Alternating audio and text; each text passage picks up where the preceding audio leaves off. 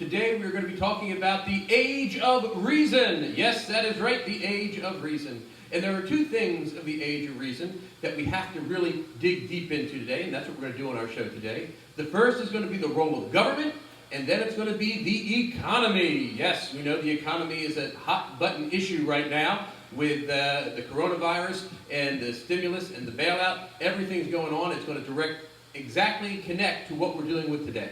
So, who's going to be on the show today? We have, yes, the singing school board member coming to us straight via satellite from New Jersey. Okay, that's going to be really, really good. We're going to be doing the Sing a Tweet. You haven't seen it yet, but you're going to love it.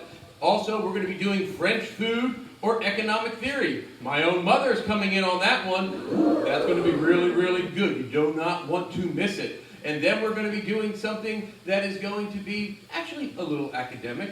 And that is going to be, we're going to have an interview with a writer and a lawyer from Colorado Springs who's going to talk about John Locke and social media. I know it. Exciting stuff. So let's talk a little bit about the age of reason. So why and how did we get to the age of reason? The age of reason began because of two things.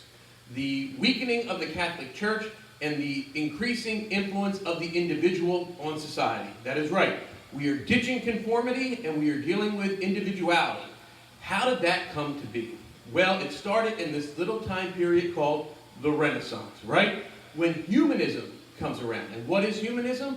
Humanism is going to be when human beings find the answer themselves and they don't look to a higher power. So what happens is, during the Renaissance, throughout the Reformation, flashback, what's the Reformation? Yes, that is when folks like Martin Luther, John Calvin, they decide to protest the Catholic Church, and specifically the power of the Pope. Again, putting power and influence on who? The individual. So we have this budding and this boiling of individuality that is just basically festering throughout all of Europe.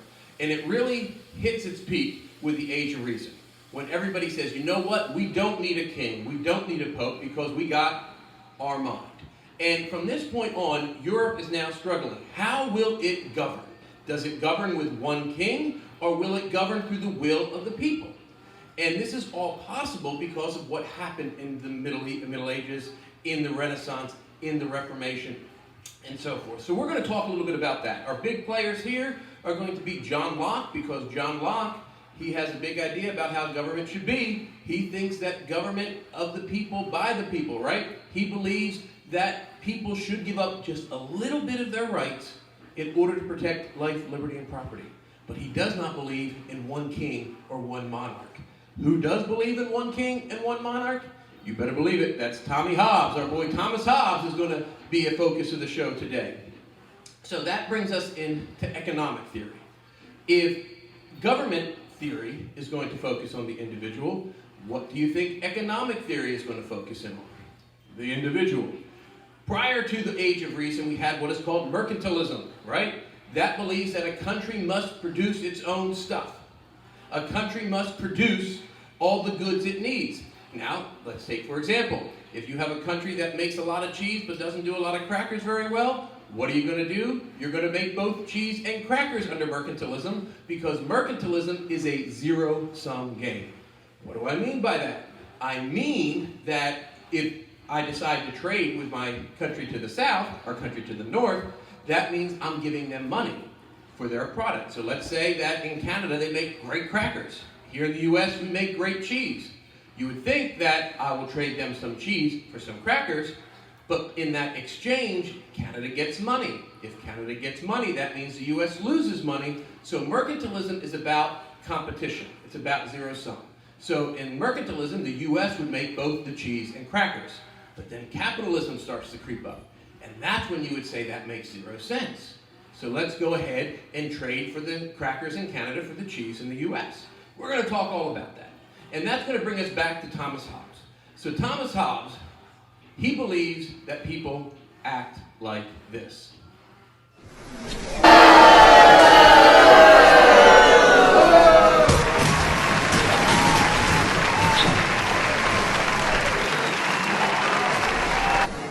Not the very best of humanity, right? But John Locke believed that people act like this.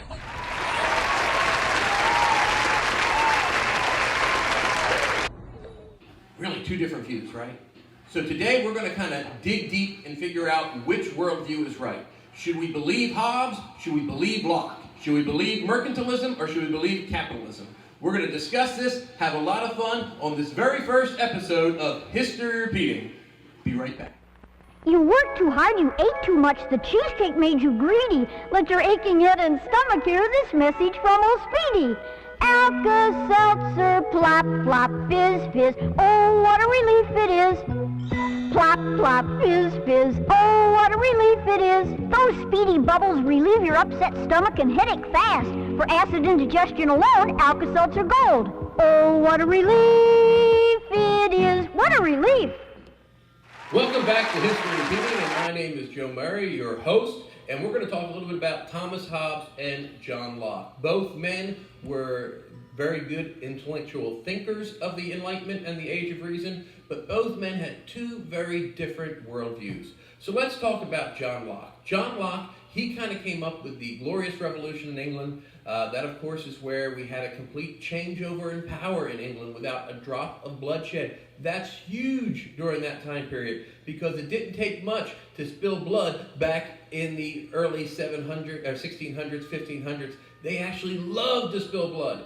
So John Locke, what he really thought was that people are inherently good and people are going to want to protect themselves. He believed in something called the state of nature. Now, what is the state of nature? No, it's not walking at the Grand Canyon or going to see Old Faithful.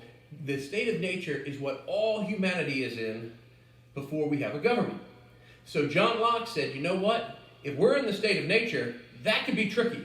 Why is it tricky? Because let's say yours truly is just walking about in the state of nature with a bag of gold.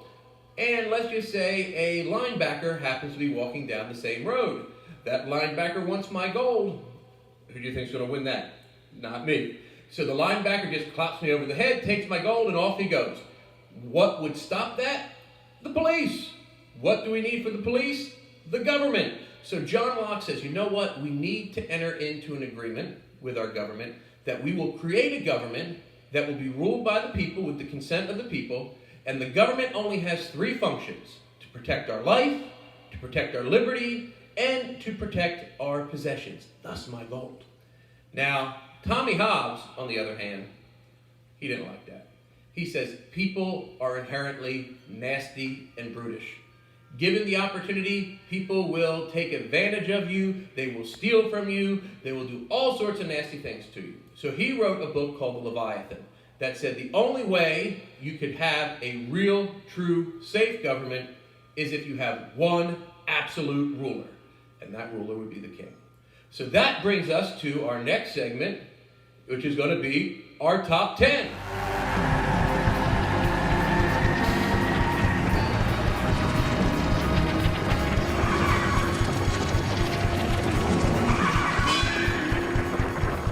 Alrighty, so now we're going to do our top 10 reasons you would not invite Thomas Hobbes to a dinner party.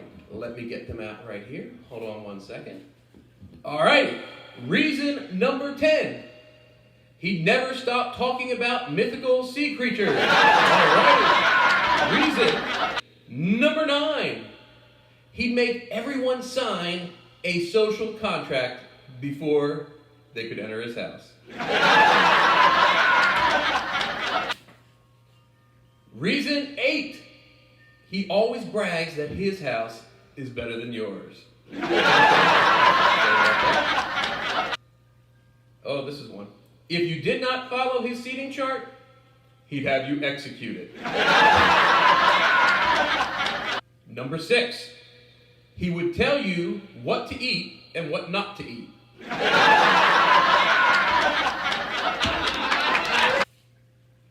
Number 5. He never lets anyone use the restroom. Ooh. Number 4. All the steaks must be cooked well done. Number 3. He's always checking your pockets to make sure you did not steal the silverware. Well, that. Number 2. He would hoard all the food. All right, the number 1 reason, drum roll please, why you would not go to Thomas Hobbes' dinner party, and that is, he is constantly telling you that you are selfish, and oh boy. All right. Okay, so that is our top 10 list, our very first top 10 list here on History Repeating. Let's just dig a little deeper. If you noticed, the list 1 through 3 had a lot to do with how basically Tommy Hobbes viewed humanity. Our number one reason we don't go to his dinner party is what? He thinks that we're brutish, nasty, and selfish, and he'd always be telling us that. Believe me, that would not be pleasant. It might lead to some indigestion. The other thing is, let's remember number 3. If I'm not mistaken, you never know. The memory is the second thing to go. Number 3 was he'd be checking your pockets for stolen silverware. That is really kind of an awkward situation. But why would he do that? Because he believes that people put their self-interest before any other. So that is why we looked at those first top 3. Number 4 through 8, what did that talk about? Wouldn't let you go to the restroom, wouldn't let you eat certain things, would have to have your steak done a certain way. Why would that be related to Thomas Hobbes? Easy, because he believed in absolutism. Flashback, what's absolutism? It is the belief that one ruler, one person, or one set of rulers has the ability to control everyone else. They believe that's the best way to do it, right? It kind of minimizes disagreements if you only have one guy calling the shots.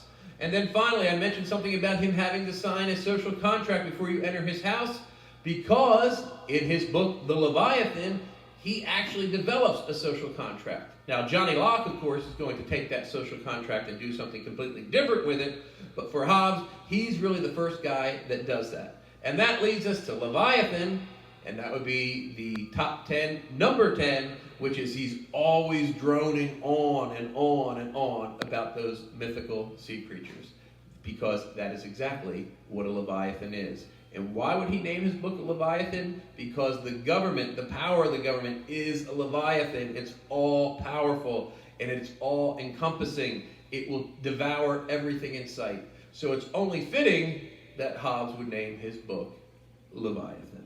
Alrighty, well, we're going to take a short break, and when we get back, we are going to be doing a new segment called French Food or Economic Theory. You don't want to miss that. Come right back.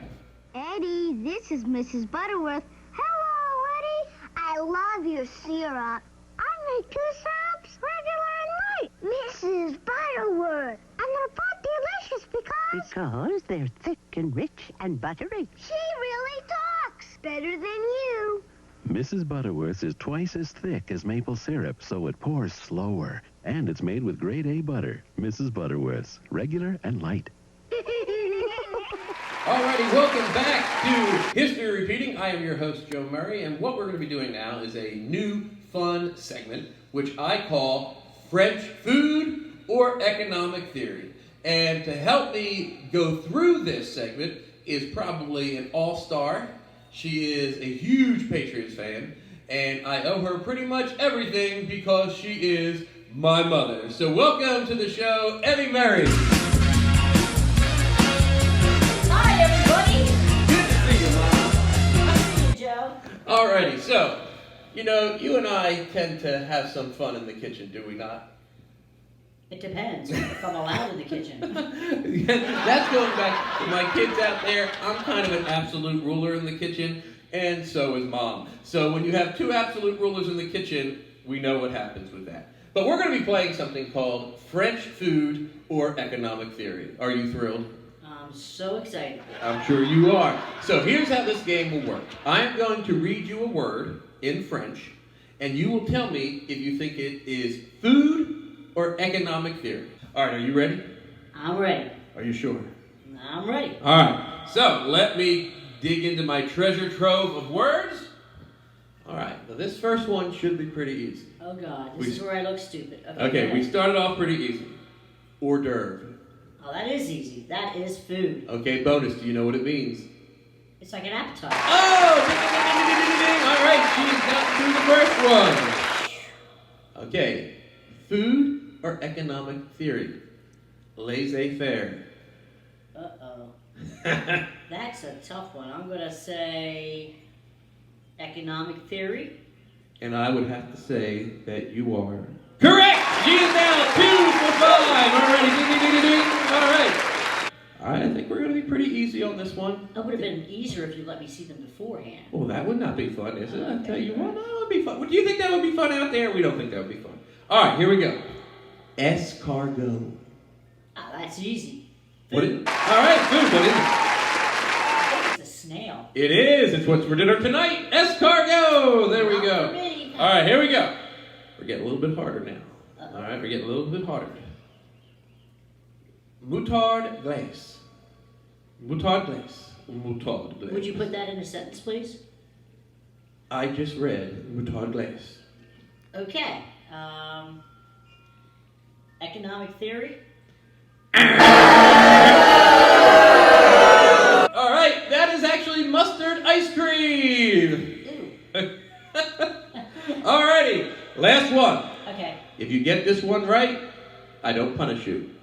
If you get this one wrong, I punish you. Here we go. Main visible. Would you put that in a sentence, please? I just said main visible.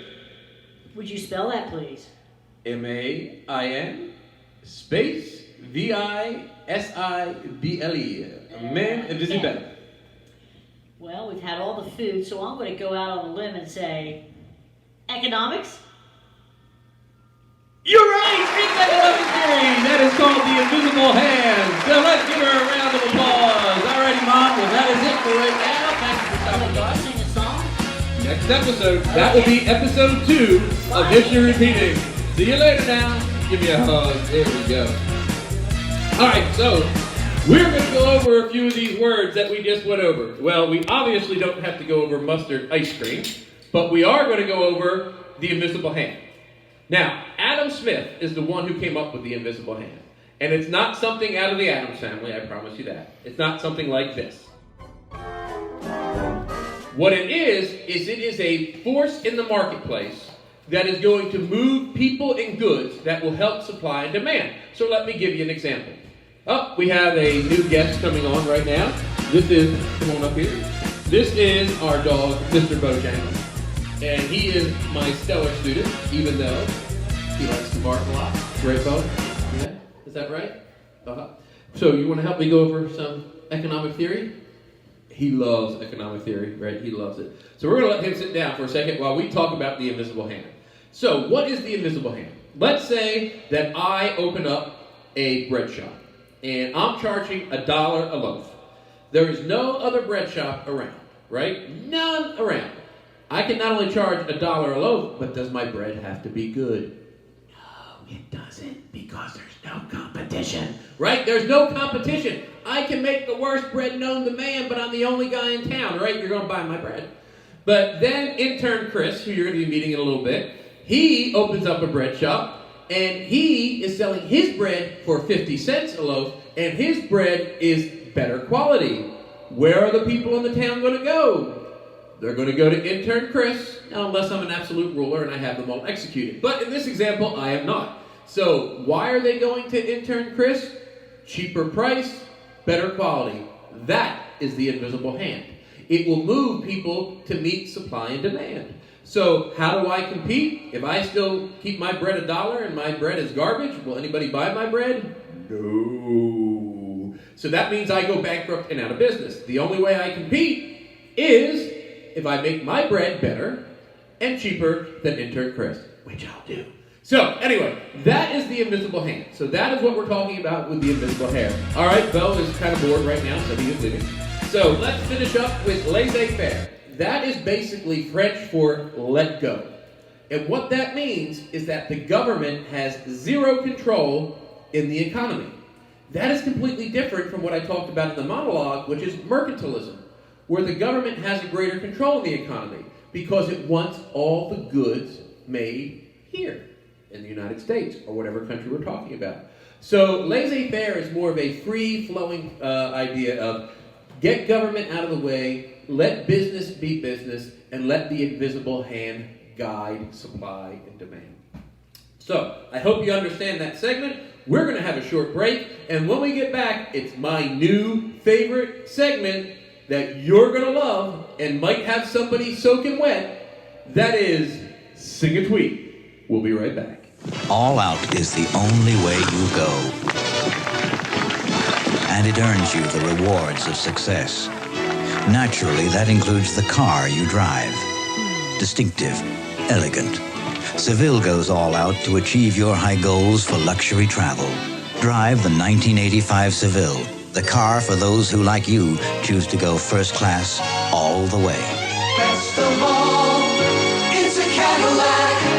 Welcome back to History Repeating. I am your host, Joe Murray. I am now joined by Bandit, another one of our furry canine friends. And we are now at our next segment, which is one of my favorites. It is Sing a Tweet. Now, I'm not going to be the one singing. We actually have a school board member from the great state of New Jersey who is going to be singing those tweets for us. And to answer those tweets, now he doesn't know this yet, and I'm sure he will now because he's waiting in the wings, is our very good friend, intern Chris, who is our cameraman and everything else around this show. And he is going to have to listen to 5 tweets that are going to be sung by our school board singer. And then he's going to guess. I'll give him a choice, 2 choices. And he has to tell me who would have written that tweet. And if he misses more than 2, let's just say he's going to be all wet. So let's bring to the stage right now, intern Chris. Welcome, intern Chris. Here you go. I am so glad that you are here and on to the show. Are you ready to play this wonderful game? I think so. Okay, well, let's get this thing going. What we're going to do right now is, I think we got to, let me make sure I'm hearing in my ear right now. Okay, our school board singer, Louise, she is all ready. So here's what we're going to do. We are going to go real quick, and we're going to have school board singer Louise sing our first tweet. Take it away, Louise. To the state of nature as a law of nature to govern it, which obliges everyone, and reason, which is that law, teaches all mankind who will but consult it, that being equal and independent, no one ought to harm another in his life, health, or liberty, or possession. Marvelous, simply marvelous job. So now, intern Chris, I know all that wonderful singing has just kind of overwhelmed your senses. Who would have written that tweet? John Locke or Thomas Hobbes? No idea. We're going to go with John Locke. That is unfortunately correct. Boo! All right, let's see. All right, over here. Yep. Our school board singer is ready. She is ready to sing our second tweet. Take it away, Louise. Hereby it is manifest that during the time men live without a common power, to keep them all in awe, they are in that condition which is called war. And such a war is as of every man against every man. Well, I tell you what, that is going to be Grammy-worthy performances right there, I think. You're seeing history made right here. Is that Thomas Hobbes or Queen Elizabeth I? We'll go with Queen Elizabeth. Hobbes, all right. So you're now down 1. He can only get 1 more wrong before he gets, of course, the bucket of ice water. So let's get to our third tweet. Are you ready, school board singer Louise? Take it away. We don't make mistakes, we just have happy accidents. All right, wonderful, wonderful, wonderful. Would that have been Adam Smith or Bob Ross? And actually know this one is Bob Ross. Woo-hoo! All righty, he's got it right. So now we're down to our last 2. If he gets them both wrong, he might be all wet. All righty, let's see what happens. Take it away, take it away, school board singer Louise. by preferring the support of domestic to that of foreign industry. He intends only his own security, and by directing that industry in such a manner as its produce may be the greatest value, he intends only his own gain, and he is only in this, as many other cases, led by an invisible hand to promote an end to which was no part of his intention.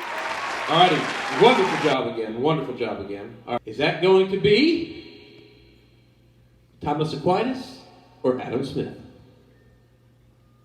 That sounds like Thomas Aquinas.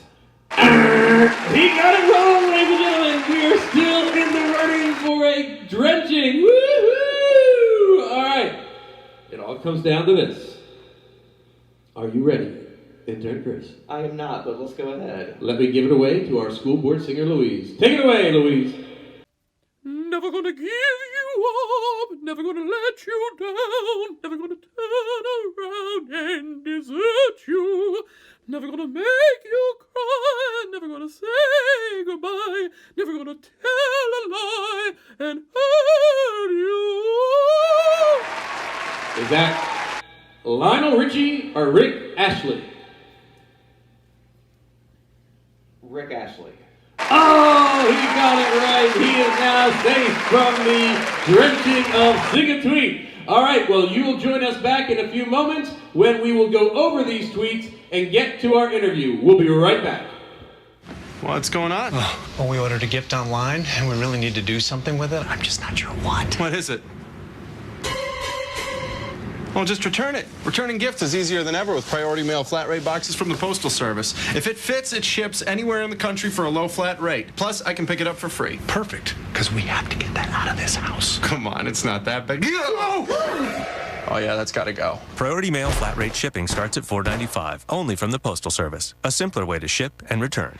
Welcome back to History Repeated. Again, I'm your host, Joe Murray. And I want to go over a little bit of the tweets that we just heard. We're not going over the Rick Ashley tweet or the Bob Ross tweets. I know you all got this. But let's first go over the Adam Smith tweet. Let's go ahead and put that up on the screen.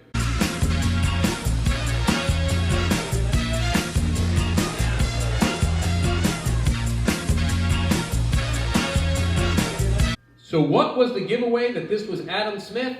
Simple, The Invisible Hand, because Adam Smith wrote a book called The Wealth of Nations. It is probably the biggest, the best economic book that has ever been written. You definitely going to want to read it sometime in your academic career. And it pretty much lays out how capitalism should work. And in that, what we talked about earlier, the clue was Invisible Hand. That was what should have been your clue, that it was Adam Smith, okay? Because remember what that invisible hand does. It guides the marketplace. Alrighty, let's look at our next one. That was by John Locke. Let's put up John Locke's tweet right now.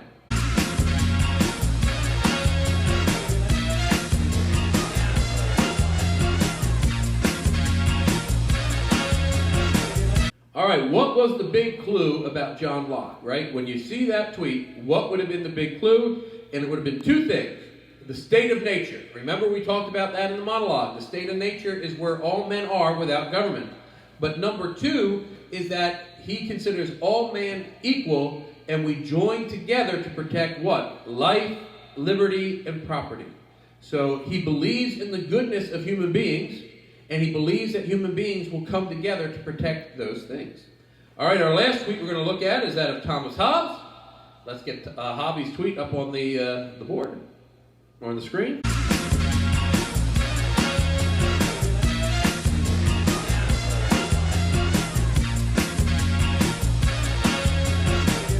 So what would have been Hobbes' giveaway? What would have been the thing that would take it away from taken it away that it was Hobbes?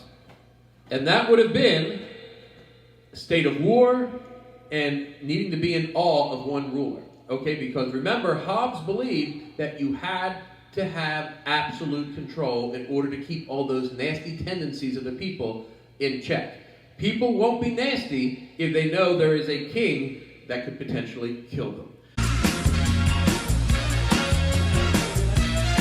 All right, well, welcome back to History Repeating. I am your host, Joe Murray, and I am joined with a very, very special guest, Miss Lauren Hugg. How are you doing, Lauren? Good, how are you? Good. Well, I know you are an attorney, you are an author, you are a social media guru, you are pretty much everything that's good with humanity. So I'm so glad I am so glad you're on the show. So Lauren, knowing that you have a great familiarity with social media, we have been talking about John Locke, and we know he's credited with the social contract. So Lauren, what do you think John Locke, if we were to transplant him and put him right back smack dab in the middle of 2020, what do you think he would think of stuff like Twitter, Instagram, when it comes to building a government and a social contract? I think that he'd be a fan, honestly, because one of the biggest criticisms of the social contract theory is, when did we enter into this contract? When did I agree to these terms? Is it just because I got born into this society? So social media allows kind of a flattening of access to information, and to everybody gets their own voice, and they have their own broadcasting channels, so that people can engage with each other in a lot more ways than they could have at the time Locke was living. So I think he would have loved it, and would have thought that it would have made a more robust society of engagement and dialogue and discourse about figuring out what the terms of the social contract really are. That's great. So, we see a lot of good with social media. We see a lot of information spread, a lot of education out there, and it really does help make people make informed decisions. What do you think Locke might have viewed as some of the quote unquote trolls that kind of linger out there on social media? Do you think that they threaten social media, or are they just kind of some rotten apples that we just have to deal with? I think that those would be, the outliers in any society, right? That aren't quite aligning with social norms. So I think that trolls would be, there probably have to be rigorous controls or ways of dealing with them. I think that would have developed had social media existed during Locke's time. I think we're a little bit more, we are further removed from strong authoritarian governments, at least in the West right now, than at the time that Locke was writing. So it seems harder to us to say that we should ban trolls or do something with trolls that would have been very, it would have been very reasonable then. So I'm seeing that happen right now when we're trying to get together on how to do these things and how to live in a society that's sort of in a different state right now. A lot of entities are trying to figure out how to handle trolls. Yeah. And my advice is ban them at this point. Normally not, but right now, yes. Yeah, I can definitely see that. So, I know you wrote a great book, Digital Kindness, and I know it's available on Amazon and other places, and I'm going to make sure that people have a link to that at the end of our show. But when we talk about kindness, and we also talk about natural law, and this is going to be my last question, because I know you're tight on time, and I don't want to keep you. You have a very busy schedule. So when you think of natural law and social media, what is it in us that would probably compel us to be nicer rather than meaner? Do you think there's a component in us that does compel us to be nicer rather than meaner? I guess that's on social media specifically. Yes, on social media. Yeah, we know that the attitude that we have when we approach social media influences how we feel about it. So one thing that makes us be kinder on social spaces is if we are approaching it with an attitude of kindness instead of when we're depressed or down or scared. So that's one huge factor in how we interact on social media. But another thing is just recognizing that this gives us the ability to see the whole world in ways we didn't get to see before. That's why we study the humanities, is to see how different humans have answered questions over the years. In different ways and then in similar ways. Now we don't have gatekeepers through digital media. We get to hear from firsthand accounts of various ways of looking at the world. Sometimes it's negative, but a lot of times it's positive, and we can see our universality of human experience, that happy people are happy, sad people are sad. It doesn't matter where you're from. It doesn't matter what your background is. We grieve in similar ways. We are joyous in similar ways. And I think social media really, if we approach it with that attitude of learning and openness, that's how we can really be kind to each other. Well, Lauren, thank you so much for your time. The book is Digital Kindness. It's on Amazon. It can be found most places. I encourage everyone out there to get a copy. Now is a great time. You need to be able to read a new book while we're in quarantine and while we're at home. Lauren's is a great book to read. It will make us put a big old smile on our face. Lauren Hug, thank you very much, attorney, author. Thank you for being on History Repeating. So right now, we're going to shift it over to our musical guest, Sir Tom Jones.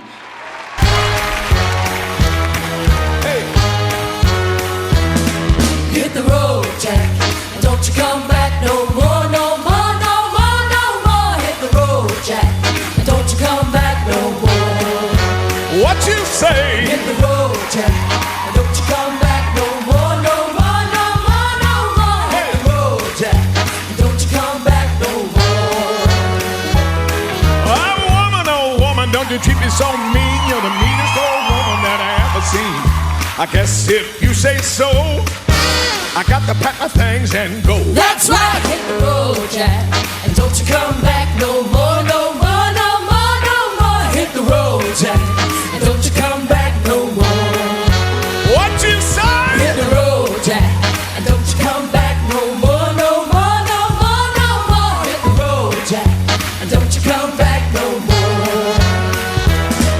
Oh baby, don't you treat me this way. I gotta get back on my feet someday.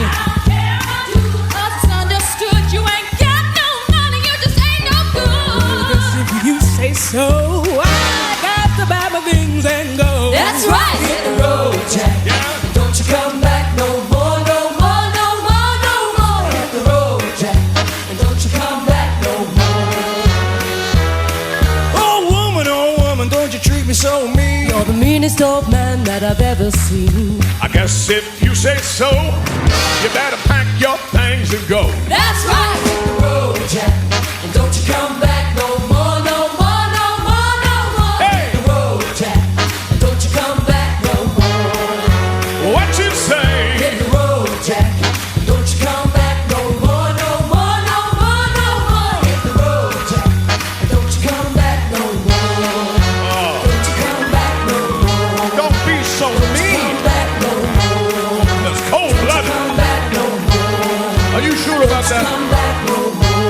I'm not getting this. Hey! Don't you come back no more. Well. Don't you come back no more. Don't you come back no more. Huh. I'm already gone. All right, what a great performance by Sir Tom Jones. And I'm going to put my email address on the bottom of the screen right here. I want you to email me. Why did I choose that song? What does that song have to do with the show today? So make sure you email me below. You can see it on the bottom of the screen. joseph.murray@jmsdk12.org. And we'll be right back. Well, ladies and gentlemen, I hope you enjoyed our very first episode of History Repeating. And I am your host, Joe Murray. Stay tuned for next week, when we'll have another great episode. My mama will be back. Intern Chris will be back. I'm sure we'll get the singing school board member back, and we'll be even more guests and new activities. And yes, our goal is to make sure Intern Chris gets dunked. Join us next week. Have a great day.